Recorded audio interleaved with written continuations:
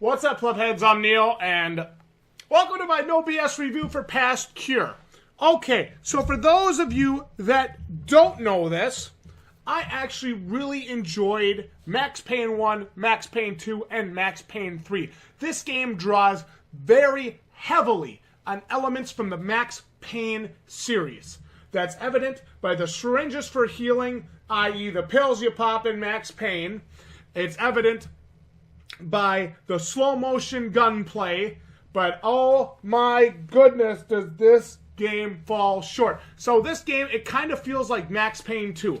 Now we've got a $30 game right now, Past Cure. It's like a carbon copy of Max Payne.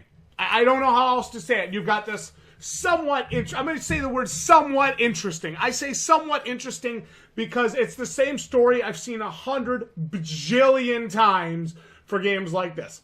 It's got horrible enemy AI. Terrible. It's got a ridiculously repetitive and boring melee fighting mechanic. Like, oh my god. Mash E, press R to kill, press Q to counter. What? Oh my god, wake me up when it's good. Seriously, wake me up when it's good. Anyway, the guns. Let's talk about the guns. During the live stream with Dick Ryder, I just had a chance to watch it. Dr. Flame made a great point. It's like banging against a trash can. And then, of course, Data Hermit comes in and he says, no, that's the developer smashing his head against the trash can after somebody sends him the sounds for the gunshots. And it's so true. The guns are real snappy, real loud, real bang, bang, bang, bang. But it doesn't do a lot. The only redeeming part to the combat in this game is when you shoot somebody in the head with a Desert Eagle, you get a cool blood spray, and it goes, and they just go flying. It's awesome. It's freaking sweet.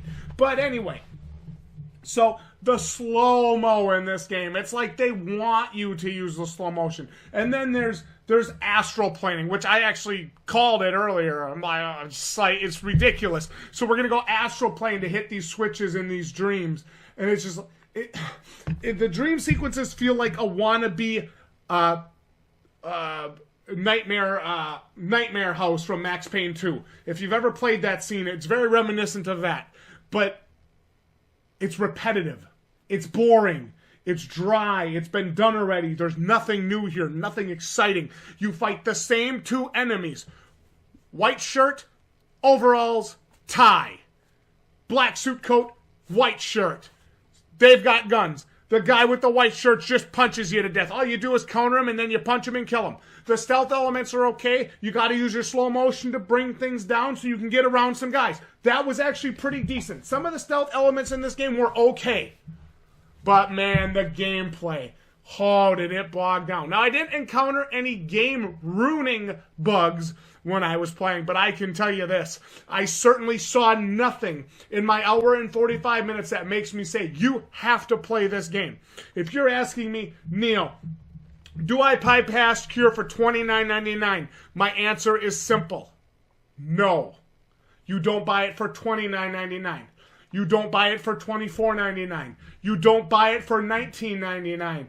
You don't buy it for $15.99. You don't buy it for $15.49. You don't buy it for $9.99. And you damn sure don't buy it for $5.99. You wait until this game is $2.99 or less, and you are so fucking bored of playing Monster Hunter. Kingdom Come Deliverance, can't believe I'm saying that only because of the combat.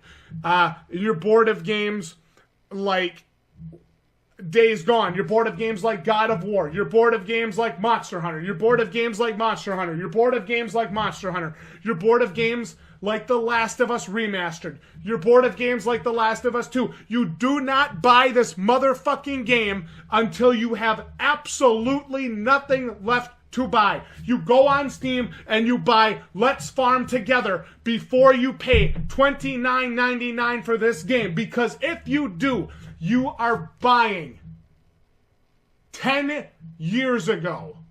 That's what you're doing. You're saying, I'm going to pay $30 for a game 10 years ago. I'm going to go back in time and give a random developer $30 for a 10-year-old feeling game. That's what I'm going to do. That's what I support. If you support this, that's your choice. But I'm telling you right now, This game is not worth $30, and it's not worth $10. This game is a $2.99 or less bargain Steam sale game. And if anybody tries to convince you otherwise, stop listening to them immediately. Do not listen to another word they say. Start tuning them out and go find a better game. I actually think Kingdom Come Deliverance for $60 is a better value than this game. I'm Neil with the Balding Plebs. I don't put up with no bullshit, and I damn sure don't put up with $30 for a wannabe indie title like this. Forget past cure, buy a better game. I'll see you right here next time. GG, ya plebs.